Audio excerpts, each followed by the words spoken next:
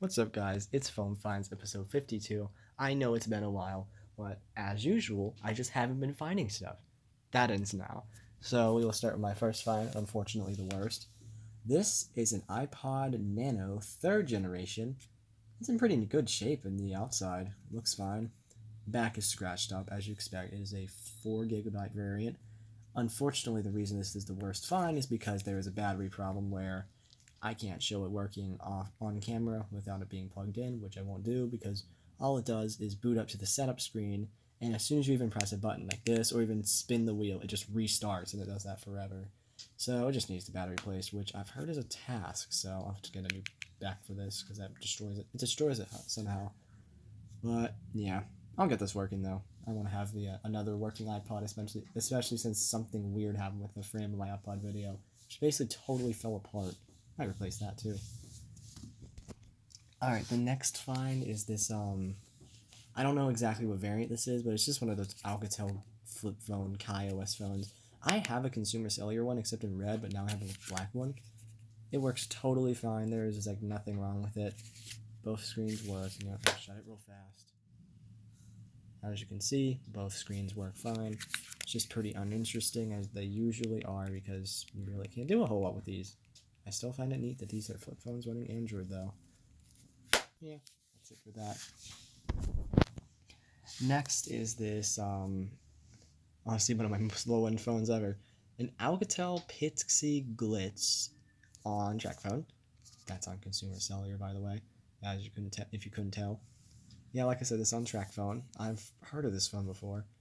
It does work surprisingly. It's in great shape on the outside. You can notice that the screen is teeny tiny, like comparable to the iPhone 3G. It's pretty low DPI, as you can. Let me see if you can see it well. You can tell pretty easily that's not a very high quality screen. But the vibrate motor on this actually feels pretty good compared to LG's. Like it doesn't feel as harsh. Like I'm just used to the very bad feeling of a vibrate motor on an LG. Like when you type, it just like feels awful. On this, it actually doesn't feel that bad. I'm surprised for a phone that cost like no more than $20 when it was new. But yeah, it works fine. It's just very low end, and I'm surprised it can even fit this many apps on it. Like this is a seriously reduced version of my normal home screen. Oops. It's running Android 4.4. Yeah, KitKat. Pretty sure it has a MTK or MediaTek 66582. Some weird like that. Very low end. It is super slow. It feels almost as slow as my Galaxy S2s, which isn't even a surprise. It's comparable to my ZTE Zinger, honestly, but that has a better processor, I think. Okay, here's the, I guess, second best find. Well, this is the best find, because the other thing is not a find, rather. But this is an LG Optimus Zone 3. I already have one of these, both on track. Well, actually, no, this one's on Tracfone. I think my other one is on Verizon, but I'm not 100% sure. But this is the Tracfone that's running off Verizon. This one also works. There's not much wrong with it other than the pretty badly cracked screen. Both of mine are cracked. These are just easy to break from what I can tell. Wow, comparing the screen to the Alcatel to this is like a world of a difference, and this isn't even a high quality panel. Yeah, it works fine. There's nothing really wrong with it. It's running Lollipop, and it has a Snapdragon 210, so it's not the fastest in the world, but definitely not the slowest. That used to say 1X, but now it says 3G. Interesting. Now, here is the best thing. I got a new phone recently. Get that hair out of here. It is the OnePlus 7T. Oh, you can see my reflection in it. Hello. I got this really nice Spigen, or Spigen. That doesn't sound right. Let's just say Spigen. If that's wrong, I'm sorry. I got this nice Spigen case for it. It was like $12. I got it. It literally came a day after I ordered it. This phone looks really nice in it. Under the case, it is the silver color. I forget what it's called. Probably something fancy. I won't take the case off because you can see it just fine, like the tiny bit that's exposed with this gigantic camera lens. It's like a whole freaking disc. This is what I'm actually the most worried about breaking with this phone, so I've been babying it. But yeah, it is an awesome phone. I love it so much better than any LG I've ever owned. I don't have to use like this weird concoction of two phones, using one as a text, call, hotspot, and the other is everything else. I'm still filming with my Note 8, obviously. In-screen fingerprint scanner actually works quite nicely. Teeny tiny little notch.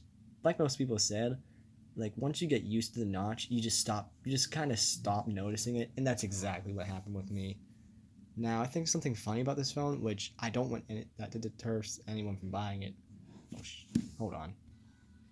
Apologies. Here's my cat. Oh, no, please don't sit on the phone. Yeah, he has the tendency to do that. But anyway, as I was saying, something funny about this phone is I used to have Face ID on, but my brother, who is my twin brother, decided to see if his face would work and to see if it would recognize it as my face, and it did, so I had to turn that off. But Face ID probably works fine unless you have twin siblings. I really like the gesture system on this though. I thought I would hate it, to be honest, but it's actually quite nice to like go back. Let me go into simp chord. To go back, you just do that. To clear your app, just do that. And to go home, just do that. Super nice. I really love this one. I'm planning on sticking with OnePlus for a long time because my first impression with them has been absolutely fantastic. And if you're a hater of their phones, well, too bad. You spent $900 on a phone that does less than a $500 device. So, go suck a fat one. Well, I think that's it for this video, though. Warp charger. Hopefully I will find some stuff this week because the fact I don't find much is annoying, but at least I found something at all this time. I'll see you guys next time. Hope you guys enjoyed.